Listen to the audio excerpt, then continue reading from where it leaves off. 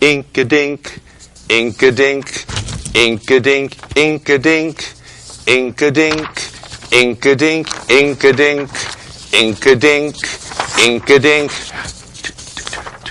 Wow!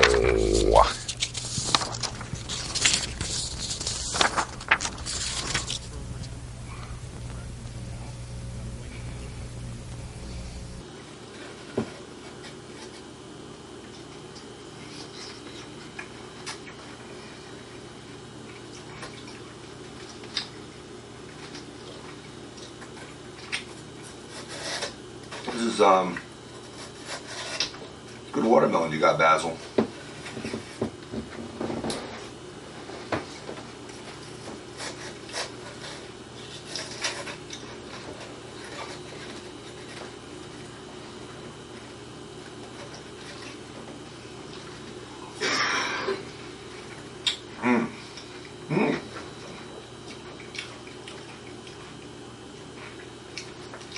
Looks like friend of the show, Kevin Gallagher, might have brought us a new message.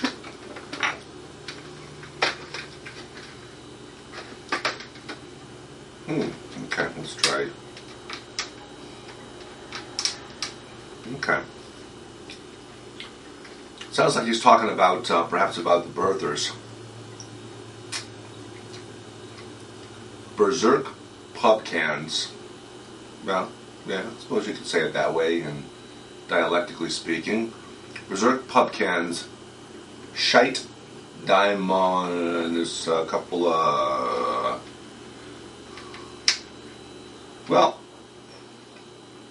it almost has diamonds. Berserk pubcans, shite diamonds.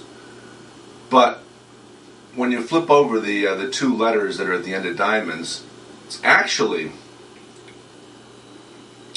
AA, which crossword puzzle aficionados will tell you, and I'll tell you too, because I am, that AA is actually a volcanic magma. So, I guess the jury's still out as to whether they excrete diamonds, volcanic magma, or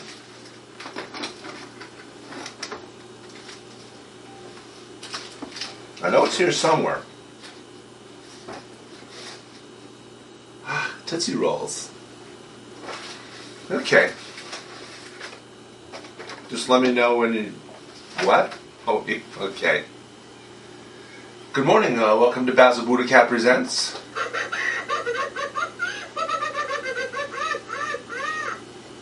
Okay. It's the middle-sized phone, so it's a caller of some marginal importance. Good evening, welcome to Basil BuddhaCat Presents.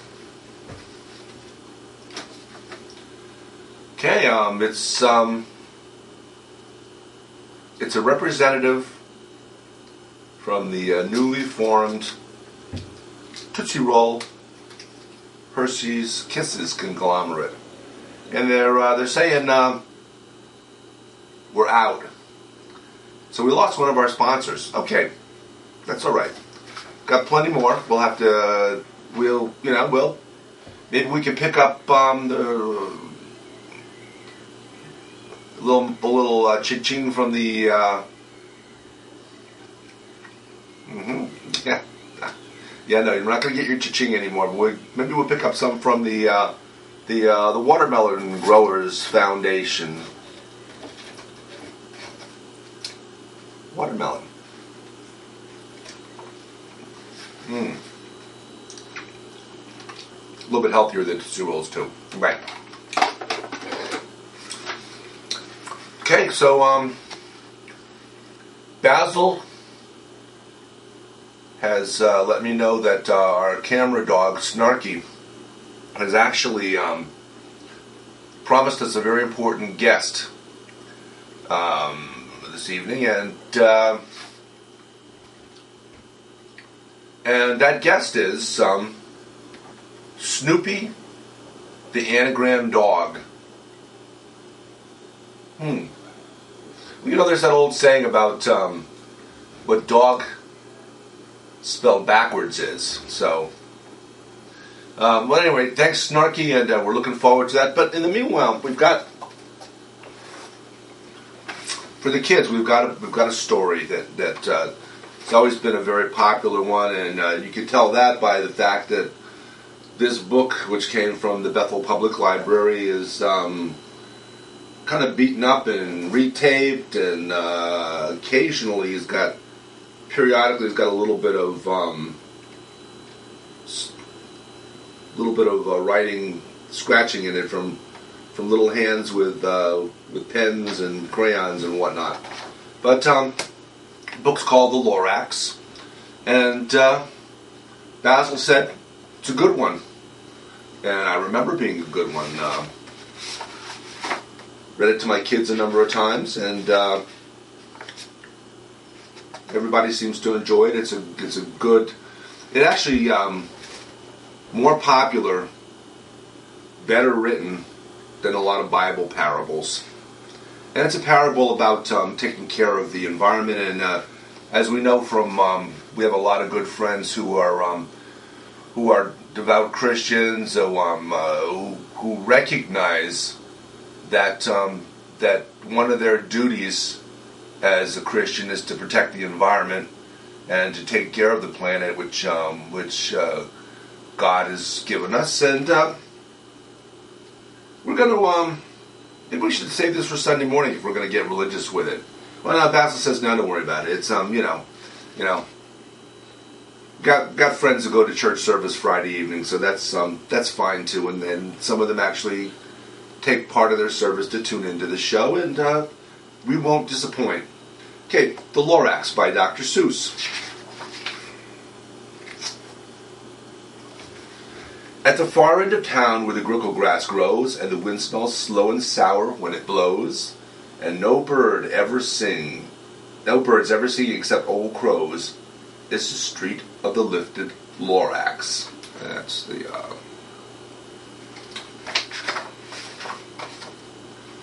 And deep in the grickle grass, some people say, if you look deep enough, you can still see today where the Lorax once stood, just as long as it could, before somebody lifted the Lorax away.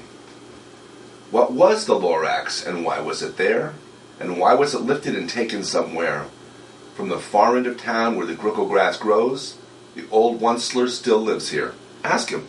He knows. Okay, Basil says take a bite of watermelon, because when I take a bite of red watermelon, Basil actually can see me. Okay.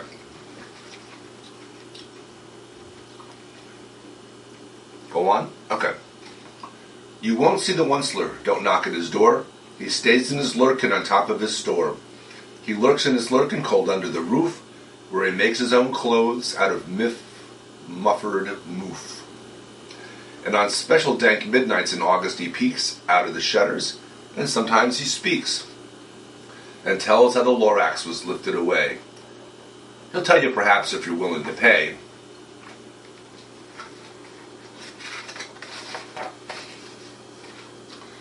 On the end of a rope he lets down a tin pail, and you have to toss in 15 cents and a nail, and the shell of a great-great-great-great-grandfather snail.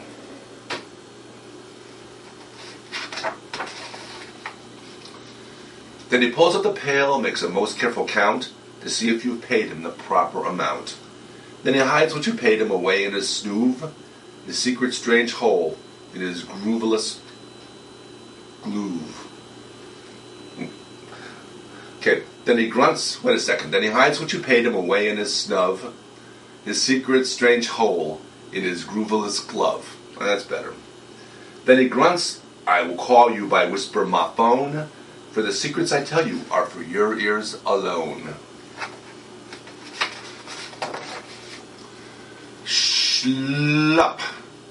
Down schlups the whisper my phone to your ear, and the old Onceler whispers are not very clear, since they have to come down through a snurgly hose, and he sounds as if he had smallish bees up his nose.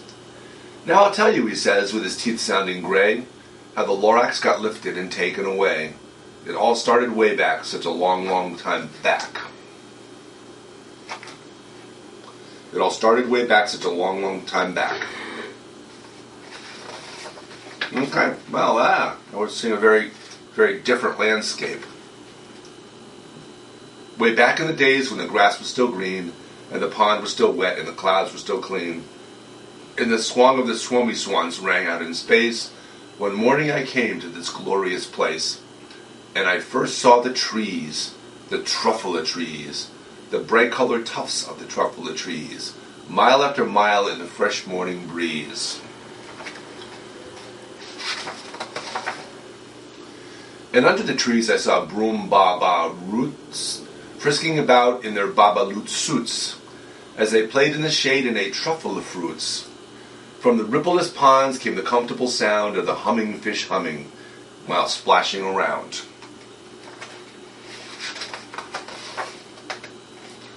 But those trees, those truffula trees, all my life I've been searching for trees such as these.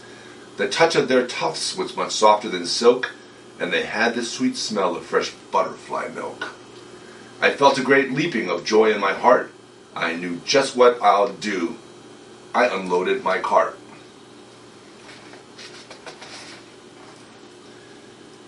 In no time at all, I had built a small shop. Then I chopped down a truffula tree with one chop. With great skillful skill and with great speedy speed, I took the soft tuft and I knitted a thneed. The instant I'd finished, I heard a gazump. I looked. I saw something pop out of the stump of the tree I chopped down. It was sort of a man. Describe him? That's hard. I don't know if I can. He was shortish and oldish and brownish and mossy, and he spoke with a voice that was sharpish and bossy.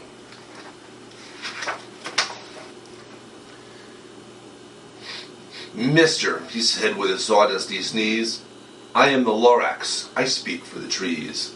I speak for the trees have no tongues, and I'm asking you, sir, at the top of my lungs. He was very upset as he shouted and puffed. What's that thing you've made out of my truffula tuft? Look, Lorax, I said, there's no cause for alarm. I chopped just one tree. I'm doing no harm. I'm being quite useful. The thing is a thneed. A thneed's to find something that all people need. It's a shirt, it's a sock, it's a glove, it's a hat. But it has other uses. Yes, far beyond that. You can use it for carpets, for pillows, for sheets, or curtains or covers for bicycle seats. The Lorax said, Sir, you are crazy with greed. There is no one on earth who would buy that fool thneed. But the very next minute I proved he was wrong, for just at that minute a chap came along, and he thought that the thneed I had knitted was great. He happily bought it for $3.98. I laughed at the Lorax. You poor stupid guy. You never can tell what some people will buy.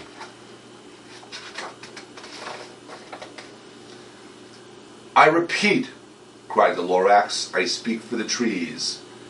I'm busy, I told him. Shut up, if you please. I rushed across the room in no time at all, built a radiophone, I put in a quick call. I called all my brothers and uncles and aunts, and I said, listen here, here's a wonderful chance for the whole Onsler family to get mighty rich.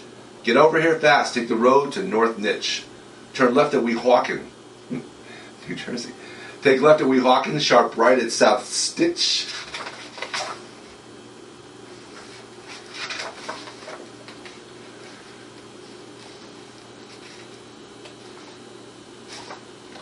And in no time at all, in the factory I built, the whole Onsler family was working full tilt. We were all knitting thneeds just as busy as bees to the sound of the chopping of truffula trees. Then, oh baby, oh, how my business did grow. Now chopping one tree at a time was too slow. So I quickly invented my super axe hacker, which whacked off 4 truffula trees at one smacker. We were making thneeds 4 times fast as before, and that Lorax, he didn't show up anymore.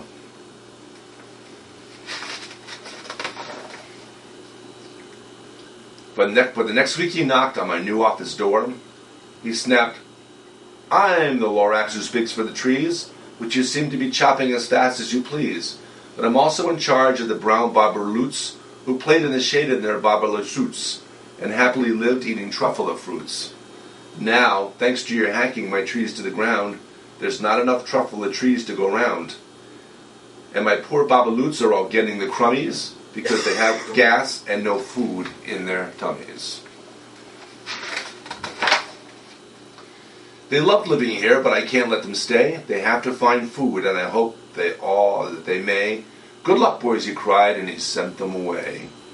I, the Onceler, felt sad as I watched them all go, but business is business, and business must grow, regardless of crummies in tummies, you know.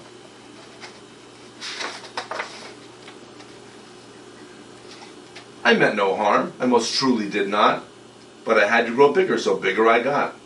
I biggered my factory, I biggered my roads, I biggered my wagons, I biggered the loads of the feeds I shipped out. I was shipping them forth, to the south, to the east, to the west, to the north. I went right on biggering, selling more needs, and I biggered my money, which everyone needs. And now we're getting into, oh, wait a second. We're getting into the part of the show where we need to do our biggering.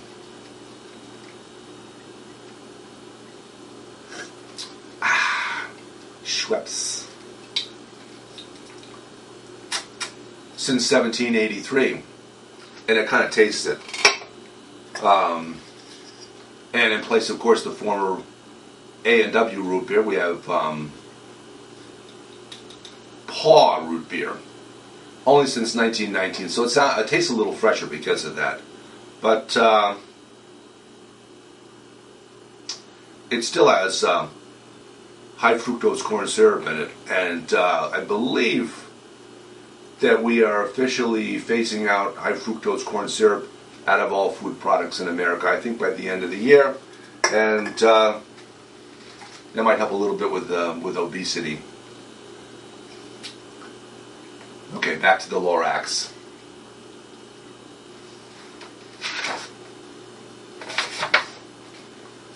Then again he came back. I was fixing some pipes when that old nuisance Lorax came back with more gripes.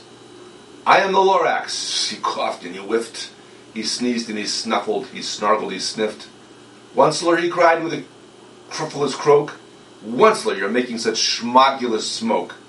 My poor swarmy swans, why they can't sing a note. No one can sing who has smog in his throat."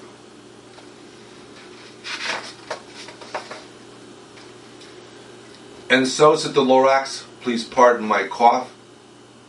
They cannot live here, so I'm sending them off. Where will they go? I don't hopefully know. They may have to fly for a month or a year to escape from the smog you've smuggled up around here."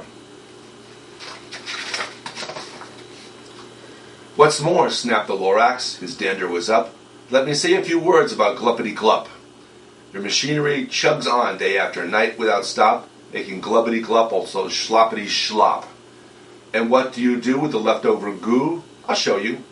You dirty old Onceler man, you." It looks like it's going into a slurry pond, like the residue from coal burning. "You're clumping the pond where the humming fish hummed. No more can they hum, for their gills are all gummed. So I'm sending them off. Oh, their future is dreary. They'll walk on their fins and get woefully weary, in search of some water that isn't so smeary."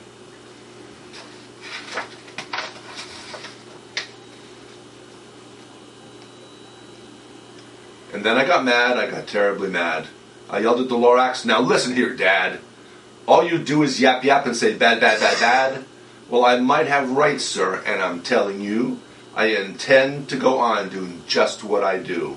And for your information, you Lorax, I'm figuring on biggerin' and biggerin' and biggerin' and biggerin', turning more truffula trees into needs, which everyone needs."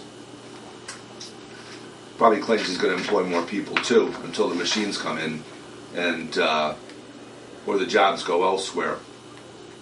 for cheaper wages. And at that very moment, we heard a loud whack. From outside in the field came a sickening smack of an axe on a tree. Then we heard the tree fall. The very last truffula tree of them all. No more trees, no more needs, no more work to be done. So in no time, my uncles and my aunts, every one, all waved me goodbye. They jumped into my cars and drove away under the smoke-smuggered stars. Now all that was left beneath the bad-smelling sky was my big empty factory, the Lorax, and I. And more than likely, you might imagine that the company declared bankruptcy, walked away from its pollution, and the EPA Superfund, paid by taxpayer dollars, came in and had to clean it up. Because businesses love to privatize profits and make costs after the fact a burden on everybody else. The Lorax said nothing, just gave me a glance, just gave me a very sad backward glance as he lifted himself by the seat of his pants, and I'll never forget the grim look on his face when he hoisted himself and took leave of this place, through a hole in the smog without leaving a trace. And all that the Lorax left here in this mess was a small pile of rocks with one word: unless. Whatever that means, well, I just couldn't guess. But that was long, long ago. But each day since that day, I've sat here and worried away. Through the years while my buildings have fallen apart, I've worried about it with all of my heart.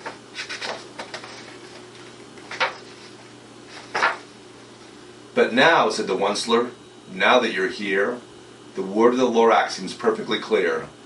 Unless someone like you cares a whole awful lot, nothing is going to get better. It's not. Bless you. Thank you. So, bless you. Thank you. With 3 you get egg roll. So, catch, called the Onceler. He let something fall. It's a truffula seed. It's the last one of all. You're in charge of the last of the truffula seeds, and truffula trees are what everyone needs. Plant a new truffula, treat it with care, give it clean water and feed it hot fresh air. Grow a forest, protect it from axes that hack. Then the Lorax and all of his friends may come back.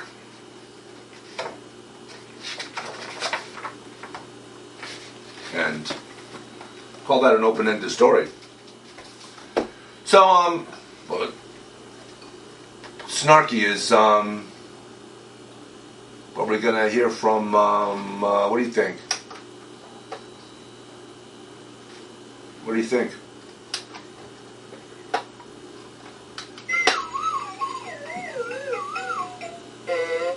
Well, at any rate, it's the large phone. It's the cat and hat phone. So, good evening. Welcome to Basil BuddhaCat Presents. Okay, it's Snarky. You got him. It's Snoopy, the Anagram dog. And Snoopy says, you got part of that backwards. But, at any rate, thanks, Snarky. Now, Snoopy's been helping us out with this rearranging the letters in President Barack Hussein Obama, and we've come up with some new ones. Okay, birther boards speak no American. Okay. Okay.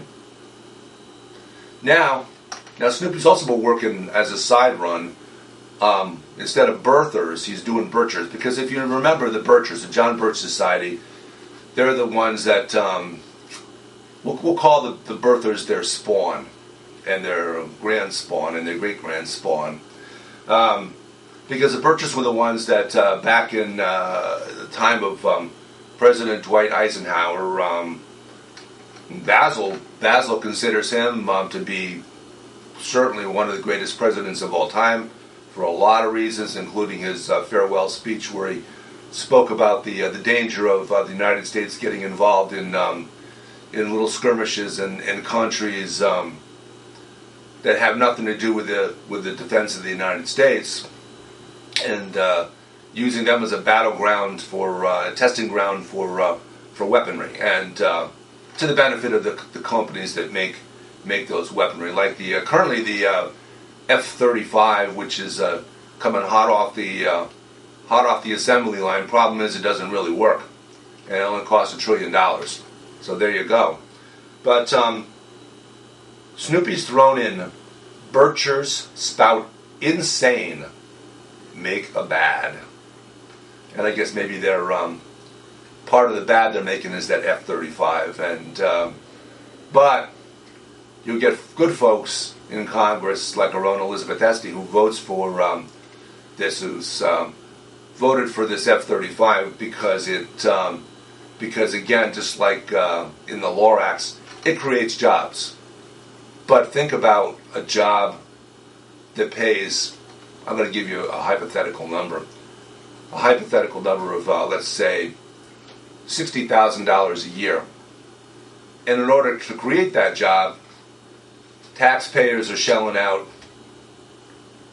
$300,000 to create that job by making a plane that doesn't work, and certainly serves no useful purpose. Like, at least the Sikorsky helicopter fits the purpose of doing carrying people from place to place, particularly in medical emergencies. At any rate, so okay, Snoopy, you gave us a list, and we're gonna, actually, let's see what we got for time. We are just about out of time, but we're gonna one quick notation that the Lorax is dedicated to China. May they learn in time. And one more quick one from Snoopy. Insane Birthers Academy. Mob Speak U University. And with that, we're going to bid you a fond adieu. Snoopy, we'll talk to you on Sunday morning and continue. Thanks. Thanks for watching Basil BuddhaCat Presents. I'm David Stevenson, Basil's co-host, interpreter, chief gopher. And enjoy the rest of your evening, and we'll see you Sunday morning. Good night.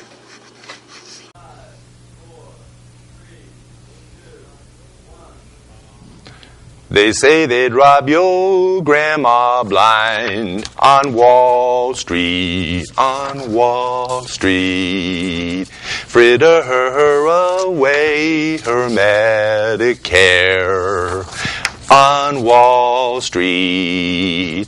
And Pharma Oil and their pet fox don't care if she lives in a box, so long as they wear platinum jocks on Wall Street, Meow.